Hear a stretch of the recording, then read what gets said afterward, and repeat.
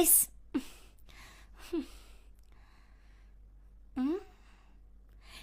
റിസ്വാനേ, ഇതെന്റെ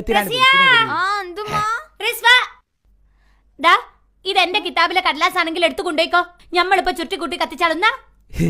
ഇത് എന്റെ കിതാബിന്റെ കടലാസ്. ഞാൻ എന്തെങ്കിലും എഴുതിട്ട് വേണ്ട ഉമ്മ? പിന്നെ അതെന്തേത്താ സാധനോ? ഈ ഒന്ന് വായിക്കി. ഞമ്മക്ക് കണ്ണി അത്ര പിടിക്കില്ല. അല്ലാണ്ട് വായിക്കാൻ അറിഞ്ഞൂടായിട്ടല്ല. അല്ല, അത് തന്നെ. മിന്നുന്നതല്ല പൊന്നല്ല. അത് ഹെഡിങ് ആണ്.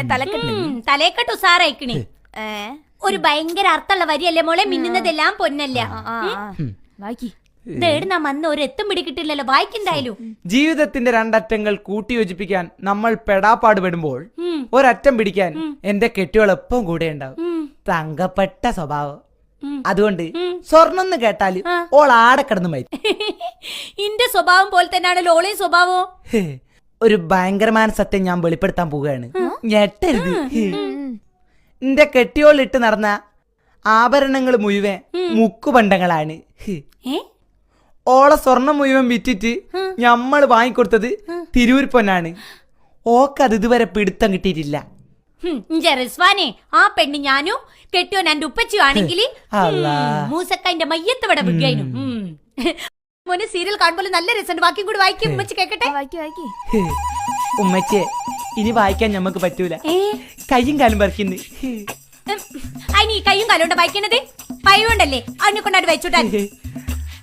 ആത്മകഥ ആയതുകൊണ്ടും എന്റെ കെട്ടിയോള് പാത്തു മലയാളം വായിക്കാൻ അറിഞ്ഞൂടാത്തത് കൊണ്ടും ഓളി കഥ ഒരിക്കലും വായിക്കില്ലെന്ന് ഉറപ്പുള്ളത് കൊണ്ടാണ് നമ്മൾ ഈ പരമരഹസ്യം ഇവിടെ വെളിപ്പെടുത്തുന്നത്. ഉമ്മച്ചേ, ഇത് ഉപ്പാന്റെ ആത്മകഥയിലെ ഒരു ഭാഗമാണ്. ഇഞ്ച നല്ല മാല വിറ്റിട്ട് പുതിയ മോഡലാണെന്ന് പറഞ്ഞ് വാങ്ങി തന്ന മുഴുവൻ മുക്കാണില്ലേ. മൂസക്കായ പെരുക്കള്ള കള്ള ഹിമാറെ മലയാള തെച്ചാലെ ഒരു പുതിയ മാല വാങ്ങി തന്നില്ലേ. ഇത് മുക്കാണ് മോളെ. ഒന്നെങ്കിലും ഞമ്മളെ അല്ലെങ്കിൽ എന്റെ ഉപ്പ രണ്ടിലൊന്നും അറിയണം. ഈ വേഗം 108ലേക്ക് വിളിച്ചിട്ട് ആംബുലൻസ് വിളിച്ചു വാ.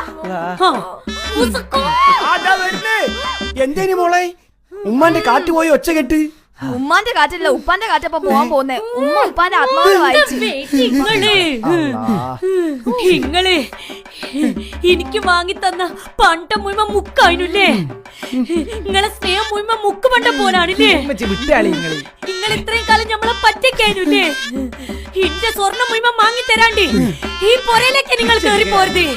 സ്വർണ്ണ കള്ള ചതിയ പച്ചക എന്റെ ജീവിതം നശിപ്പിച്ചു. ഉപ്പ നിങ്ങൾ ഇപ്പൊ